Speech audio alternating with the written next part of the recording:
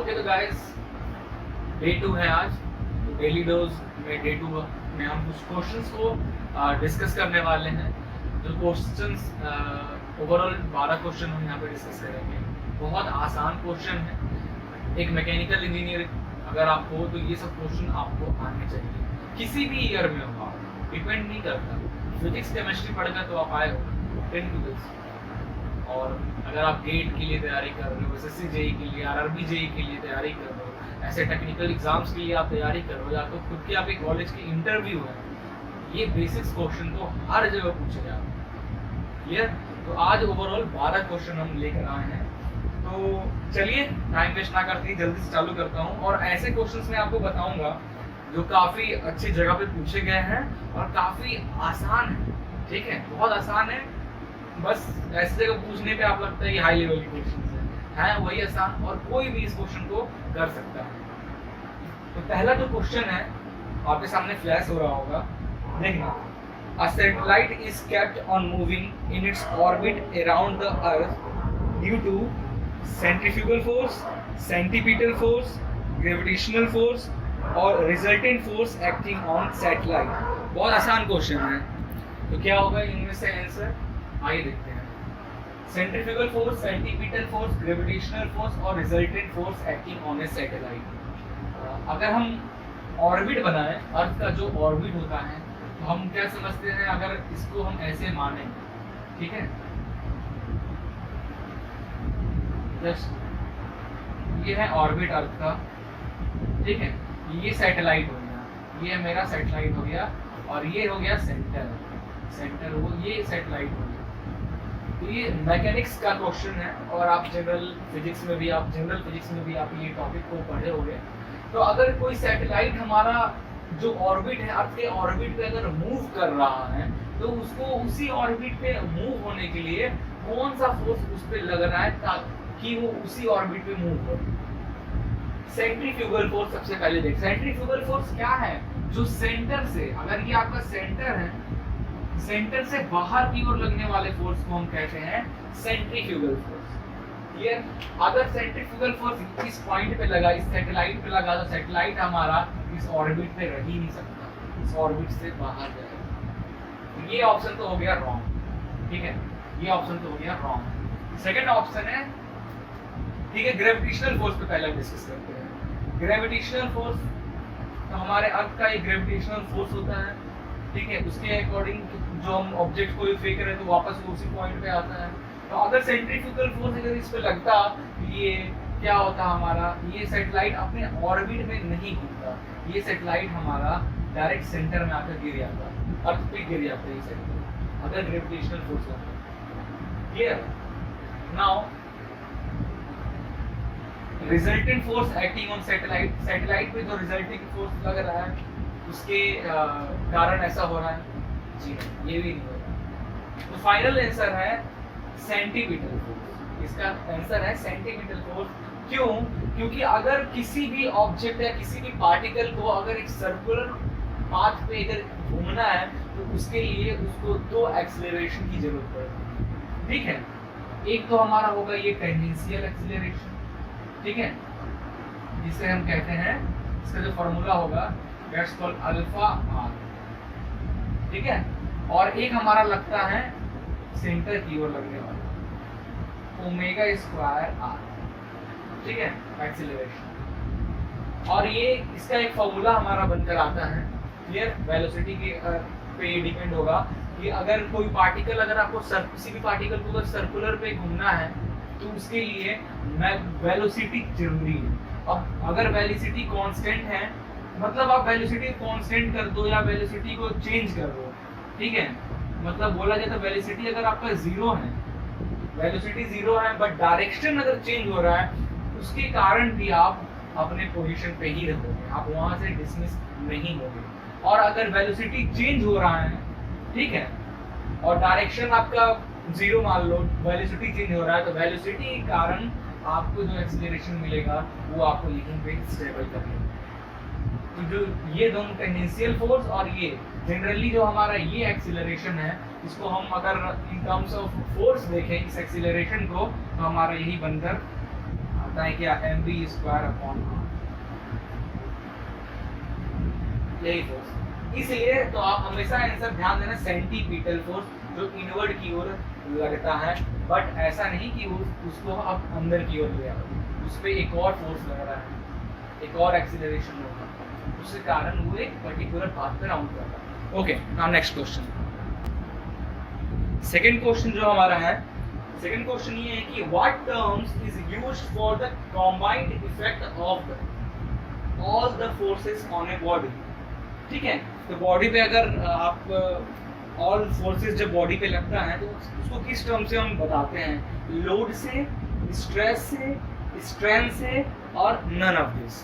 तो आप ध्यान दोगे यहाँ पे 4 ऑप्शन दिख रहा है। स्ट्रेस क्या होता है, एक हो गया स्ट्रेस, एक स्ट्रेन,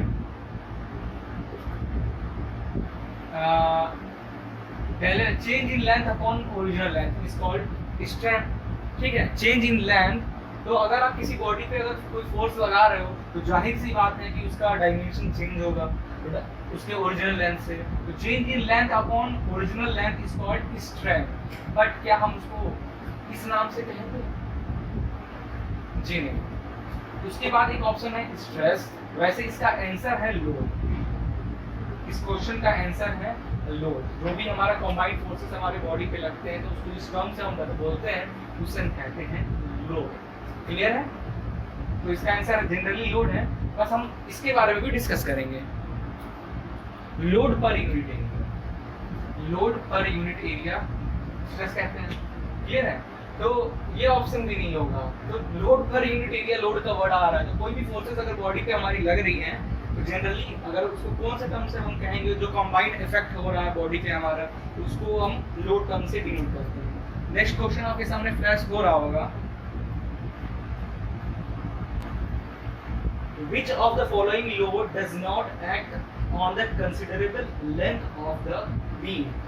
clear, तो इसमें ऑप्शन है uniformly distributed load, triangular point और यूनिफॉर्मली वेरिंग लोड। तो आप यहाँ पे ध्यान दें, तो इसका जो हमारा आंसर होगा दैट्स कॉल्ड पॉइंट लोड। क्या होता है, अगर हमारा कोई बीम है, बोल रहा है कि क्वेश्चन हमारा क्या कह रहा है कि आपके which of the following load does not act on the considerable length of a beam। considerable length of a beam मतलब जो भी हमने बीम कंसीडर किया है उस बीम पे ओवरऑल पूरे पे नहीं लग रहा है, इसमें से ऐसा कौन सा है, तो पॉइंट लोड है। पॉइंट लोड का मतलब ही होता है बीम पे एक पॉइंट पे एक्ट करना, किसी पॉइंट पे जो लोड एक्ट करता है उसको हम पॉइंट लोड कहते हैं।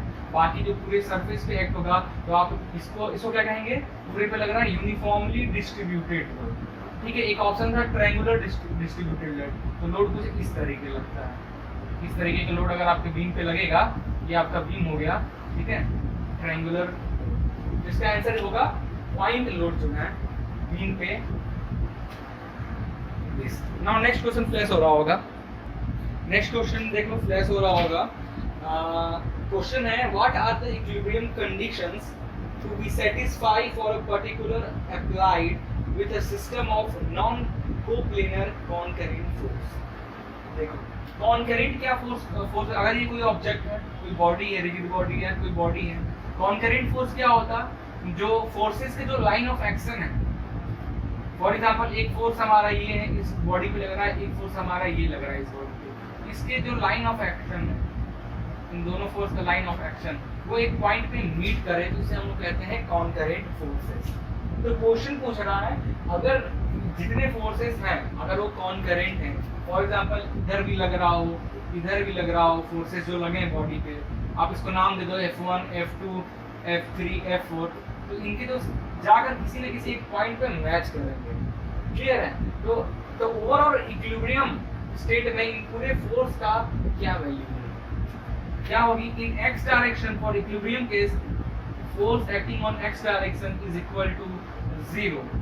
Similarly, force acting on y direction is equal to 0. Force acting on z direction is equal to 0. For किसके लिए, for equilibrium केस के लिए, for concurrent force, concurrent forces के लिए। क्लियर है, और जो मूवमेंट होगा, हर एक फोर्स का जो मूवमेंट होगा, वेरिंगस थ्योरम अगर आपको पता होगा, क्या कहता है वेरिंगस थ्योरम कि ओवरऑल सबका जो मूवमेंट है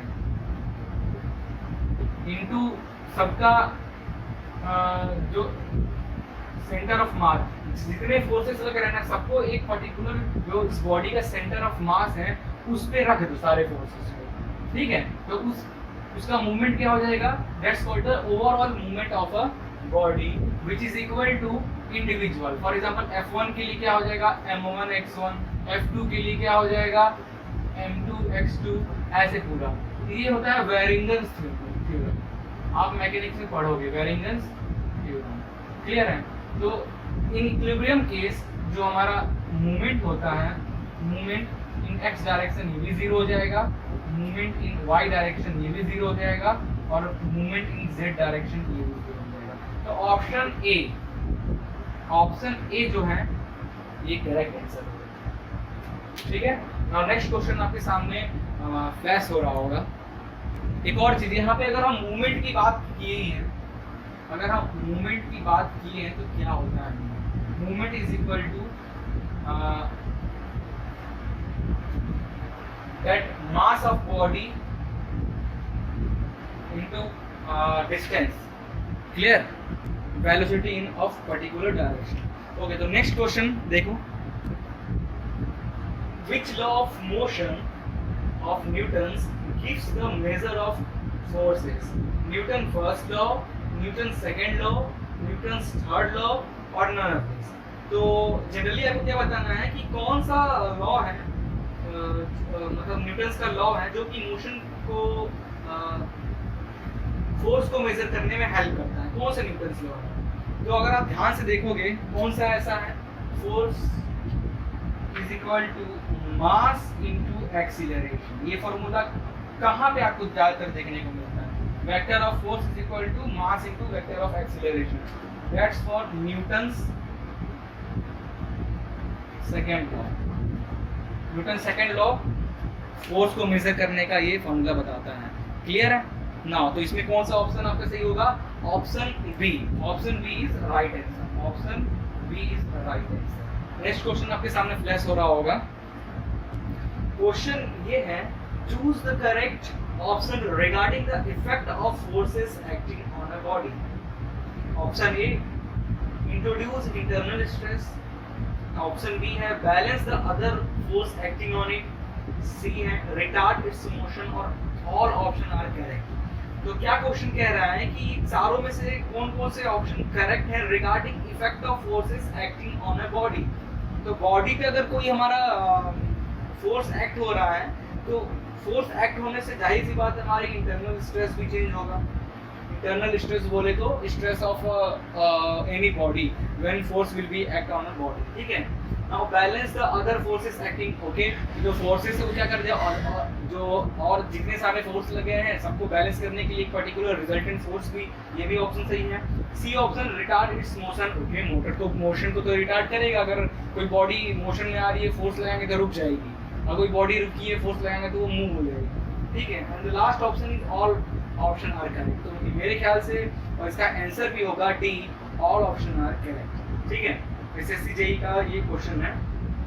नाउ अगला क्वेश्चन फ्लैश हो रहा होगा आपके सामने।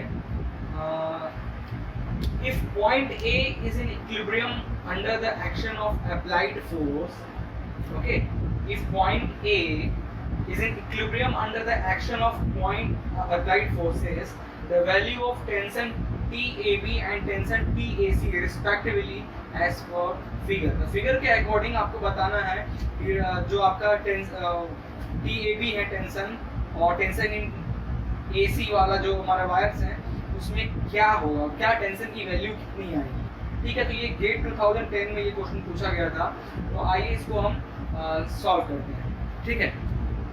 तो यहाँ पे ध्यान से देखोगे ऐसा कुछ फिगर है, ये है tension in AC, tension in AB, और ये लोड यहाँ पे लग रहा है 600।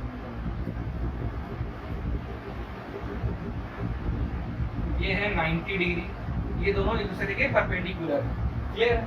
ये 90 डिग्री दिया है और ये एंगल दिया हुआ है 30 डिग्री, और ये एंगल दिया हुआ है आपका 60 डिग्री।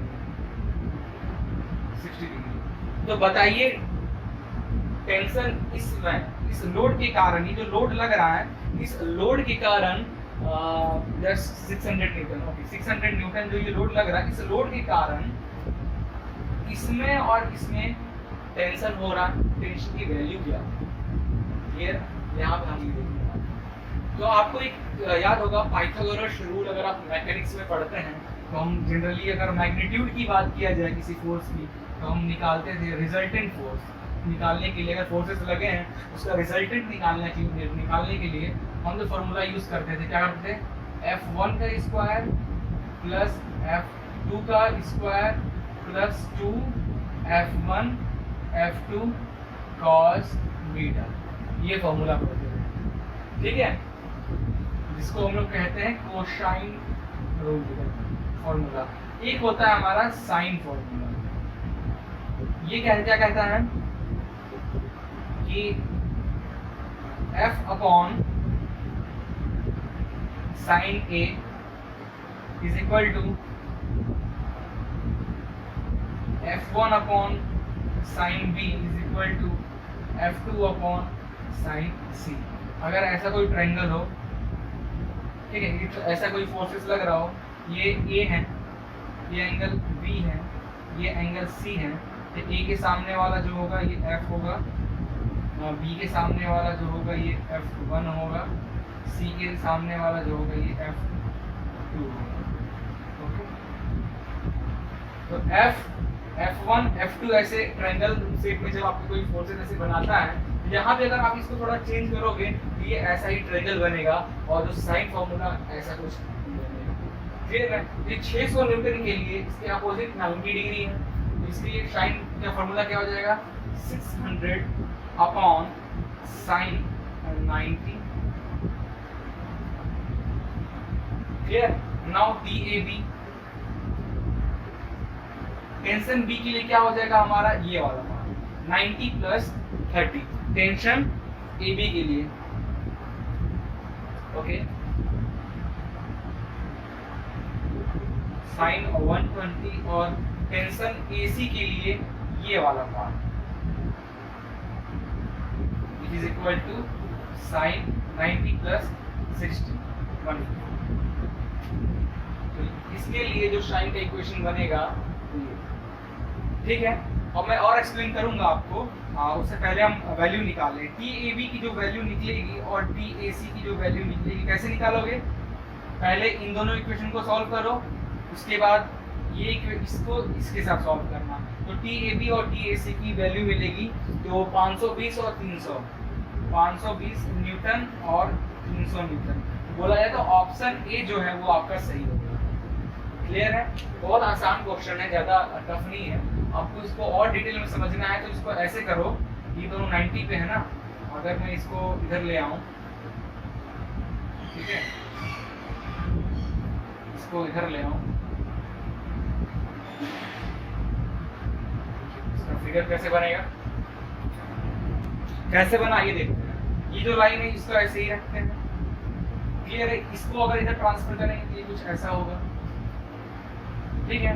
इसको अगर इसके पैरेलल अगर लाइन ड्रॉ करेंगे तो ये कुछ ऐसा बनेगा, और ये या 90 डिग्री,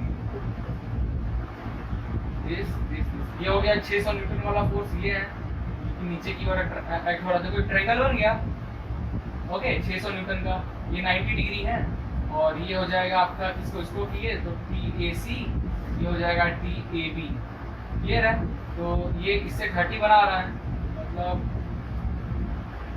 30 बना रहा है, यहाँ भी 30 बनाएगा, प्लस 90 120 डिग्री, और ये हो जाएगा 150 डिग्री। क्लियर है? तो इसका जब साइन रूल बनाओगे तो कैसे बनाओगे, 600 600 के सामने वाला क्या 90 डिग्री है, तो sine 90 which is equal to TAC के सामने 150, तो TAC अपॉन 150 साइन 150, ठीक है।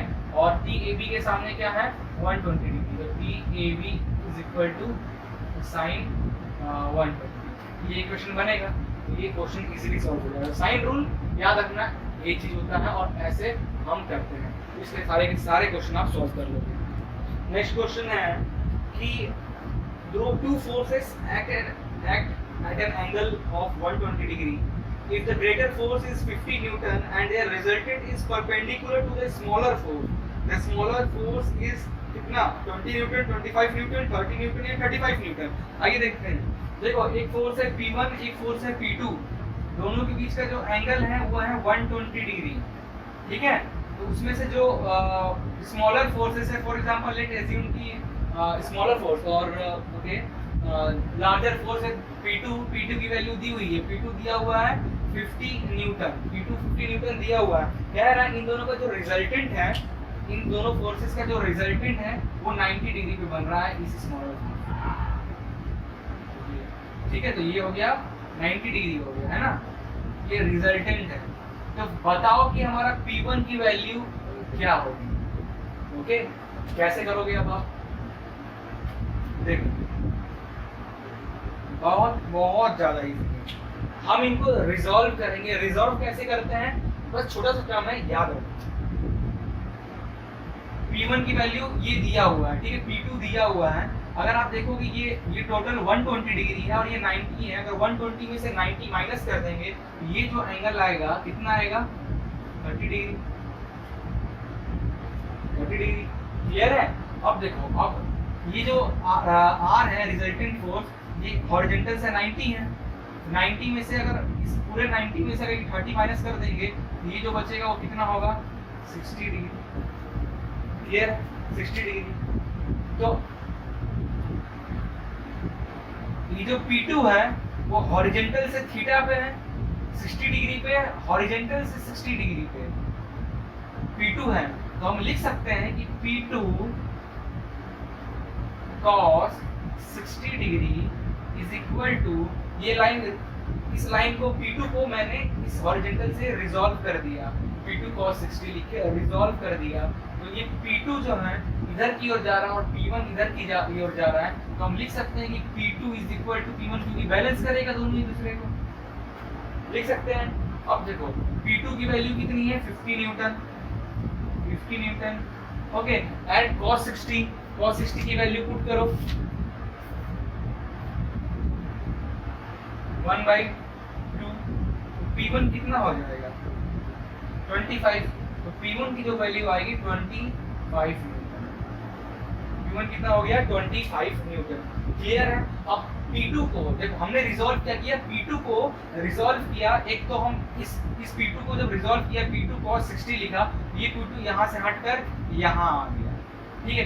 हर एक कंपोनेंट का, हर एक फोर्स का, फॉर एग्जांपल अगर ये फोर्स है P1, ये फोर्स जा रहा है तो इस फोर्स के दो कंपोनेंट होंगे. ठीक है.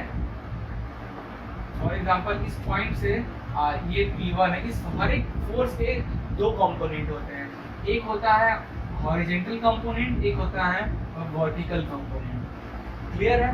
तो अगर ये जो फोर्स है अगर वो हॉरिजॉन्टल से एंगल थीटा बना रहा है तो अगर P1 को रिजॉल्व करोगे, रिजॉल्व कर दिए इसके अकॉर्डिंग, ये हो जाएगा P1 cos थीटा, क्योंकि हर एक फोर्स के दो कंपोनेंट होंगे.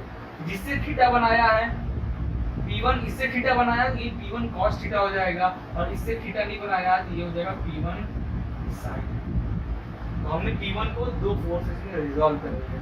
तो अगर इस P2 को मैं इधर रिजॉल्व कर दूंगा तो this is equal to this हो जाएगा. तो हमने डायरेक्ट P1 की वैल्यू निकाल ली. ठीक है. अच्छा, अब आप कहोगे कि फिर इसका एक कंपोनेंट ये दूसरा कंपोनेंट का है. एक कंपोनेंट अगर ये है तो दूसरा कंपोनेंट ये है. ये हो जाएगा तुम्हारा P2 sin 60. तो इसके अपोजिट तो कुछ है नहीं और हमें निकालना भी नहीं है, तो इसीलिए हम सिर्फ ये वाले कंपोनेंट को लेकर P1 निकालेंगे. ओके. नेक्स्ट क्वेश्चन फ्लैश हो रहा होगा, ध्यान से पढ़ना. Which of the following theorem is used for the equilibrium of the body applied with three concurrent coplanar forces? Varillas theorems, Hamilton theorem, Pythagoras theorem या Lami's theorem. अब देखो इधर पे क्या कह रहा है कि फोर्सेस कॉन्करेंट है. कॉन्करेंट है मतलब एक फोर्स अगर ये है, ठीक है,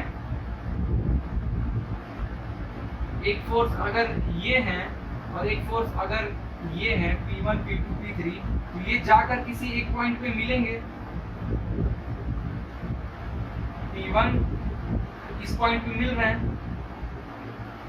और ये इक्विलिब्रियम स्टेट में इन दैट केस जो फॉर्मूला का यूज करते हैं हम थ्योरम का, वो कौन सा थ्योरम यूज करते हैं? Lami's theorem. लामीज थ्योरम जो थ्योरम को हम कहते हैं लामीज। वेरिंगिस थ्योरम नहीं हो, क्योंकि मैंने स्टार्टिंग में आपको बताया था वेरिंगिस थ्योरम क्या है। तो लामीज थ्योरम इसको इजीली सॉल्व कर सकता है। क्या है लामीज थ्योरम? अभी हम थोड़ी देर पहले पढ़े थे साइन लॉ। साइन लॉ पढ़े थे, क्या था? किस केस में देखा जाए साइन लॉ का क्या फॉर्मूला बनेगा? P2 इसका ये वाला एंगल A मान लेते हैं, तो P2 upon sine A। Okay, ये P1 है, इसको अगर हम B एंगल मान लेते हैं तो P1 is equal to sign क्या है B इज दिस। P3 के लिए क्या हो जाएगा? P3 is equal to A C हो गया sine. That's called Lami's theorem और साइन लॉ भी इसको हम इस नाम से जानते हैं। तो अगर आप इसको थोड़ा इक्विलिब्रियम स्टेट में तो इसको अगर कंजर्व करोगे तो ये ऐसा ट्रायंगल बन जाएगा। ध्यान से देखोगे तो ये अगर इसको एक्सटेंड कर दो इधर, ओके, इसको एक्सटेंड कर दो इधर और इसको जैसा है P1 वैसे ही रहने दो। अब ये इधर जा रहा है और ये वाले को पैरेलल ड्रॉ कर दोगे तो ये ऐसा बन जाएगा। तो ये जो है P1 है, इसके पैरेलल ये P3 है और ये जो जा रहा है इसके इधर मैंने इसको इधर ट्रांसफर कर दिया P2। क्लियर है? तो P1 के सामने ये जो है हमारा B हो जाएगा, ये हो जाएगा C और ये P2 के सामने हो जाएगा। ये ट्रायंगल बन गया। That all are in equilibrium state में फिर लामीज थ्योरम का हम यूज करेंगे। ये क्वेश्चन 10 फ्लैश हो रहा होगा कि two wires AO and BO support a vertical load W at O as shown in figure below. The wires are of equal length and equal cross-sectional area. The tension in each wire is equal to, सब कुछ same है, सब कुछ equilibrium state में, angle भी same है, tension भी लगभग दोनों में क्या वैल्यू आएगा अगर कोई लोड W एक्ट है। तो आइए देखते हैं कैसे सॉल्व होगा। ऑप्शन दिया हुआ है, ए ऑप्शन है W अपॉन 2, बी है W, सी है √2W and D is W upon √2। तो आइए देखते हैं सॉल्व कैसे होगा। तो ये है फाइनली क्वेश्चन। ये पूछा गया था हमारा गेट 2012। ठीक है, बहुत आसान क्वेश्चन है। देखो टेंशन पूछा है, एंगल 45 है, ये भी एंगल 45 में ये W लोड लगा हुआ है। इन दैट केस दोनों वायर में टेंशन कितना होगा? कैसे आप बता सकते हैं इसका? या तो आप लामीज थ्योरम यूज करके बता सकते हैं, अदरवाइज लामीज थ्योरम में अगर आपको दिक्कत हो रहा है साइन लॉ में किसका क्या रेशियो होगा, तो एक और अच्छा तरीका ये है कि आपको देखो वो कह क्या रहा है क्वेश्चन में, ध्यान से अगर आप देखोगे कि जो टेंशन है The wires are equal length and equal cross sectional area. Wire का लेंथ भी इक्वल है, यहाँ से लेंथ भी इक्वल है, यहाँ से लेंथ इक्वल है, क्रॉस सेक्शनल एरिया भी इक्वल है। तो इस लोड जो लोड लग रहा है इसका मतलब लोड दोनों में बराबर लग रहा है, साइज भी सेम है और क्रॉस सेक्शनल एरिया भी सेम है। तो किसी एक टेंशन निकाल देखो, तो आप इस टी को अगर रिजॉल्व करोगे, इस टी को रिजॉल्व करो, इससे 45 बना रहा है, ठीक है, तो ये टी को रिजॉल्व करोगे तो ये हो जाएगा टी cos 45 डिग्री। क्लियर? और दूसरा कंपोनेंट जो होगा ऊपर की ओर होगा T sin 45 degree. Same to same इस T के लिए भी एक कंपोनेंट ये हो जाएगा T cos 45 डिग्री, एक कंपोनेंट ये हो जाएगा T sin 45 डिग्री। तो भाई दोनों में देख रहे हो T तो कांस्टेंट है, तो अपन डायरेक्ट लिख सकते हैं कि T sin 45 degree is equal to, balance कर रहा है W, तो T की वैल्यू हो जाएगी W sin 45 डिग्री। ओके, बस कुछ नहीं, वैल्यू पुट कर दो साइन की, आपका डायरेक्ट आंसर आ जाएगा। ठीक है, बट यहाँ पे एक मिस्टेक हो रहा है। एक तो टाइप ये है ना T, तो लेकिन T दोनों प्लस तो होंगे ना, दो है, दो कंपोनेंट आ रहे हैं, इसका कंपोनेंट इसका component, T plus T 2T, तो 2T sin 45 is equal to W, तो 2T is equal to this, तो T is equal to W। Sine की वैल्यू क्या होती है 1 अपॉन √2, ये T इंटू 2 इंटू में इधर आएगा तो डिवाइड में आ जाएगा 2, तो इसका जो फाइनल आंसर आएगा W अपॉन √2। क्वेश्चन में इसका आंसर कौन सा दिया हुआ है? डी जो आंसर है वो सही, ऑप्शन डी इज राइट। ठीक है, ये था क्वेश्चन 10। अब दो बहुत आसान क्वेश्चन। ओके, तो ये जो हमारा फाइंड मिसिंग नंबर 2, 5, 10, 17, 26, तो अगला नंबर क्या होगा? रीजनिंग का क्वेश्चन है। तो इससे पहले जो डे 1 में हमने सीरीज, ये जो टॉपिक है कि सीरीज से क्वेश्चन पूछा, ये सीरीज का क्वेश्चन है। सीरीज बन रहा ना, ये सीरीज बन रहा है। इससे पहले जब मैंने आपको डे 1 में पढ़ाया था तो उसमें बताया था एक टाइप का, पहला जो टाइप था सीरीज, टोटल 5 टाइप के सीरीज में सिर्फ 5 टाइप के टाइप होते हैं जिससे सारे क्वेश्चन सीरीज को सॉल्व किया जा सकता है। फर्स्ट टाइप बता दिया था। यहाँ पे जो हो रहा है सेकंड टाइप यूज हो रहा है। Second type of series use हो रहा है। क्या हो रहा है कि स्क्वायर नाम है, स्क्वायर प्लस माइनस ए। इस सीरीज का जो नाम है स्क्वायर प्लस माइनस ए। इस मेथड से आप ये क्वेश्चन को इजीली सॉल्व कर सकते हैं। ये दूसरी सीरीज में दूसरा मेथड है जिससे आप क्वेश्चन को सॉल्व कर सकते हैं। क्लियर है? तो कैसे सॉल्व होगा ध्यान से देखना। ये 2 है फिर 5 है, इनके बीच में क्या हो रहा है? इनके बीच में क्या हो रहा है? इनके बीच में क्या हो रहा है? इनके बीच में क्या हो रहा है? मैंने क्या अभी बताया था, स्क्वायर प्लस माइनस 1 मतलब स्क्वायर हो रहा है। अगर प्लस माइनस 1 तो 1 का स्क्वायर प्लस 1, ठीक है। ये 2 का स्क्वायर प्लस 1, ये हो रहा है 3 का स्क्वायर प्लस 1, ये हो रहा है 4 का स्क्वायर प्लस 1, ये 5 का स्क्वायर प्लस 1 हो रहा है। ये क्या आएगा 6 का स्क्वायर प्लस 1। ये 2 को आप क्या लिख सकते हैं? ये 2 को आप 1 का स्क्वायर प्लस 1 लिख दिए यहाँ पे। 5 को क्या लिख रहे हैं? 2 का स्क्वायर प्लस 1 हो रहा है। 2 to the 4, 4 plus 1 5, 3 3 9 plus 1 10, ठीक है। तो ऐसा हो रहा है। तो सबके तो अगला जो होगा 36 plus 1 37, अगला जो नंबर होगा 37 होगा, ठीक है।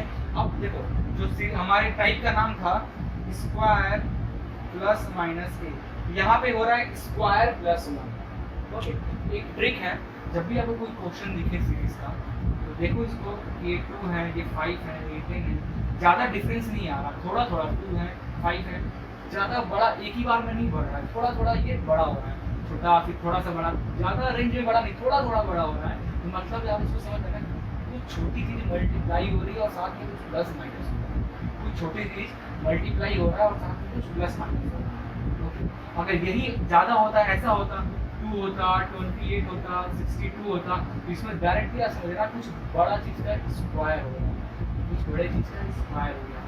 ओके, अभी जो टाइप हम पढ़ रहे हैं स्क्वायर प्लस माइनस, तो ये प्लस का स्क्वायर प्लस ए का क्वेश्चन था, इसमें माइनस का भी क्वेश्चन बन जाता है, ठीक है। तो ये था, एंड लास्ट क्वेश्चन हम डिस्कस करने वाले हैं। लास्ट क्वेश्चन है हमारा आज का डे 2 का लास्ट क्वेश्चन जो है, Hiroshima day when we celebrated. तो हिरोशिमा डे को हम कब सेलिब्रेट करते हैं? एक नॉर्मल जीके क्वेश्चन है, अभी रिसेंटली ये चीज बीता है इसलिए मैं इस टॉपिक को आपके सामने लाया हूँ। ऑप्शन है ए 6 अगस्त, 9 अगस्त, 10 अगस्त या 5 अगस्त। हिरोशिमा, थोड़ा इसके बारे में डीप में डिस्कस करते हैं। हिरोशिमा जो है क्या, जापान का एक देश, ठीक है, जापान की एक शहर है हिरोशिमा, क्लियर। तो क्या हुआ था, अमेरिका ने जापान पे एक परमाणु बम गिराया था हिरोशिमा शहर में, ठीक है। अमेरिका ने जापान के हिरोशिमा शहर में परमाणु बम गिराया था 6 अगस्त। तो इसका ऑप्शन क्या होगा कि हिरोशिमा डे कब हम सेलिब्रेट करते हैं? 6 अगस्त को हम ये सेलिब्रेट करते हैं। जो परमाणु बम उन्होंने गिराया था उसका नाम सुनो, नाम भी जरूरी है, लिटिल बॉय। परमाणु बम का नाम क्या है? Little boy. और 3 दिन बाद, जस्ट 3 दिन बाद 9 अगस्त को, ध्यान देना, 3 दिन बाद 9 अगस्त को नागासाकी में अमेरिका ने फिर एक परमाणु बम गिराया था जिसका नाम था फैट मैन। क्या नाम था? Fat man. नागासाकी भी जापान का एक शहर है। पहले उसने हिरोशिमा पे गिराया था 6 अगस्त को, और 9 अगस्त को 3 दिन बाद जस्ट नागासाकी पे गिराया था। इसमें जो बॉम्ब का यूज किए थे उसका नाम था फैट मैन बॉम्ब, और हिरोशिमा पे जो गिरा था उसका नाम है लिटिल बॉय। तो ये आपको याद रखना है, जस्ट अभी बीता है इसलिए मैं ये क्वेश्चन को आपको सामने उठाया था। तो आई थिंक आपको वीडियो पसंद आया होंगे। कोई क्वेश्चंस वगैरह अगर आपको डाउट हो तो कमेंट कर सकते हैं।